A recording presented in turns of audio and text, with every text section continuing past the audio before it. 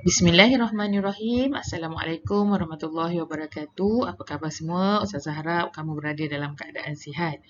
Jadi mari kita teruskan pembelajaran sejarah tahun 5 dengan tajuk Lahirnya Sebuah Negara Baru bersama Ustazah Lisa. Mari kita teruskan. Perhatikan gambar yang ada ni. Ini merupakan keratan Keratan Akhbar Berita Harian pada tahun 1957. Merdeka. Tepat pada tengah malam, seluruh rakyat bertempik melaya sudah merdeka. Nampaknya ini berita semasa hari kemerdekaan kita ya. Apakah yang dimaksudkan dengan merdeka sebenarnya? Kalau kamu dah tengok selalu jumpa perkataan merdeka, apa maksud merdeka ni sebenarnya? Merdeka bermaksud bebas daripada penjajahan. Seperti negara kita yang telah bebas daripada penjajahan kuasa luar ya. Perjuangan menuntut kemerdekaan. Sebenarnya bukan mudah untuk negara kita mendapat kemerdekaan ya. Telah berlaku beberapa peristiwa sehingga berlakunya perjuangan menuntut kemerdekaan ini.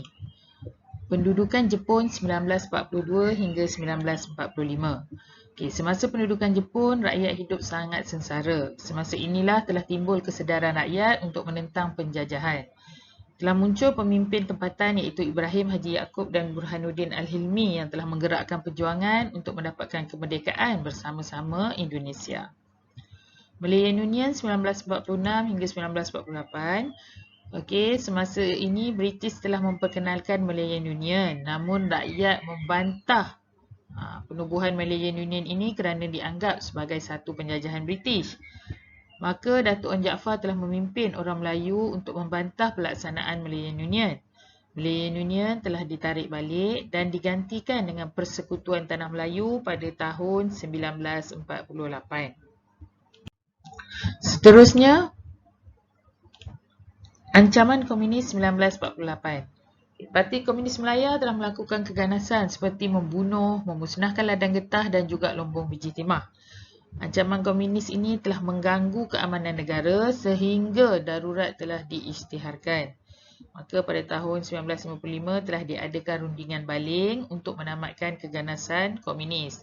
Darurat akhirnya ditamatkan pada tahun 1960.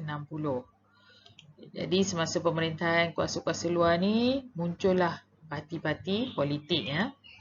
Parti-parti politik telah ditubuhkan iaitu United Malays National Organisation ataupun UMNO, Malaysian Chinese Association MCA, Malaysian Indian Congress MIC, Independence of Malaya Party IMP. Parti perikatan telah ditubuhkan dengan dianggotai oleh UMNO, MCA dan MIC. Semua parti ini telah menuntut untuk diadakan pilihan raya sebagai proses ke arah mencapai kemerdekaan.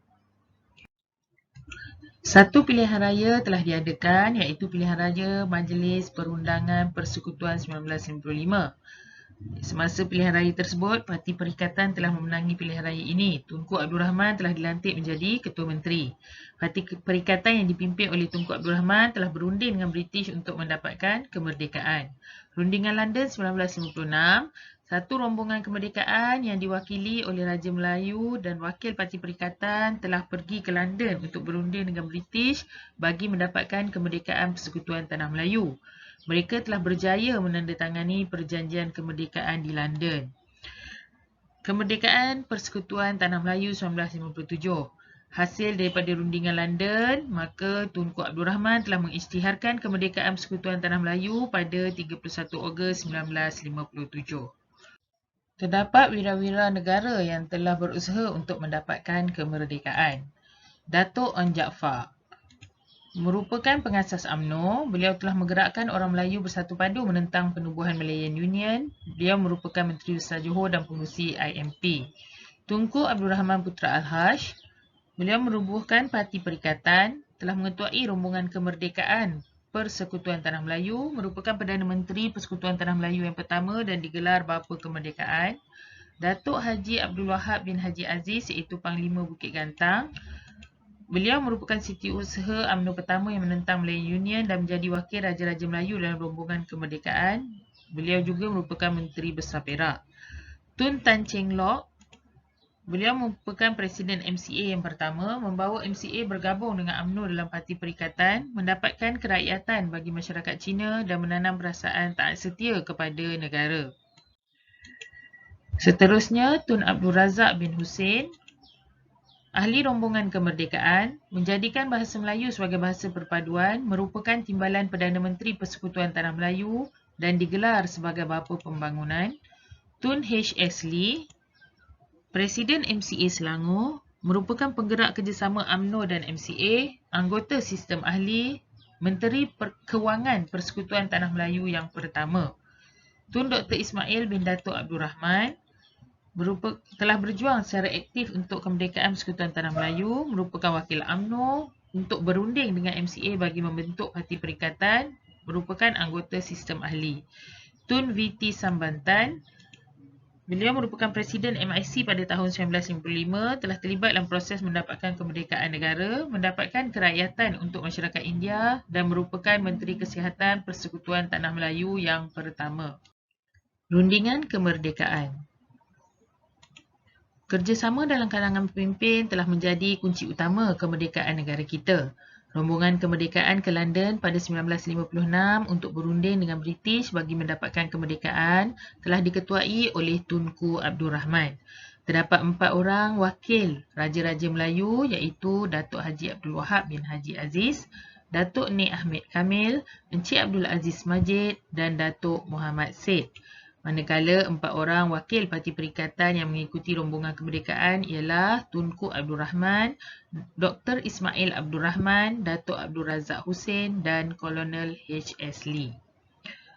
Jadi kita lihat gambar semasa Tunku Abdul Rahman telah menandatangani Perjanjian Kemerdekaan Persekutuan Tanah Melayu dengan Lord Allen Lynott Boyd. Hasil daripada rundingan tersebut dikenali sebagai Perjanjian London. Dalam perjanjian ini telah menetapkan 31 Ogos 1957 sebagai tarikh kemerdekaan Persekutuan Tanah Melayu. Negaraku merdeka. Okay, kita lihat gambar ni. Okay, ini adalah yang pertama. 20 Februari 1956, pengisytiharan tarikh kemerdekaan di Padang Pahlawan, Bandar Hilir, Melaka. Seterusnya, Jumaat 30 Ogos 1957, detik 12 malam, bendera Union Jack telah diturunkan dan diganti dengan bendera Persekutuan Tanah Melayu di Padang Kelab Selangor berhadapan bangunan Sultan Abdul Samad. Dan akhir sekali, maka pada hari Sabtu 31 Ogos 1957, pengisytiharan kemerdekaan Tanah Melayu di Stadium Merdeka dengan laungan merdeka sebanyak 7 kali oleh Tunku Abdul Rahman. Muafakat membawa berkat. Penubuhan jawatankuasa antara kaum Communities License Community CLC merupakan titik permulaan kerjasama kaum di Persekutuan Tanah Melayu. UMNO dan pertubuhan lain sedia berbincang untuk mewujudkan perpaduan kaum.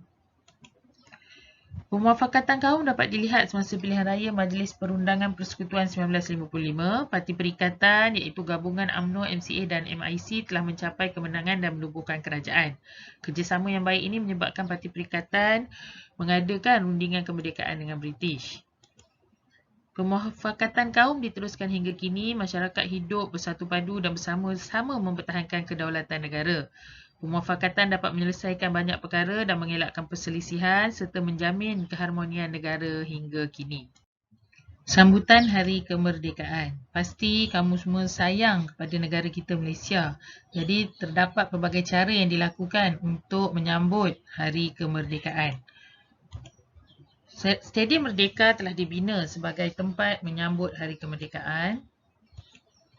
Dendangan lagu kebangsaan dan patriotik di radio. Perbarisan ataupun perarakan semasa sambutan Hari Kemerdekaan. Pemasangan kain rentang corak bunga kebangsaan pada bangunan. Dan mengibarkan bendera pada bangunan dan tempat kediaman.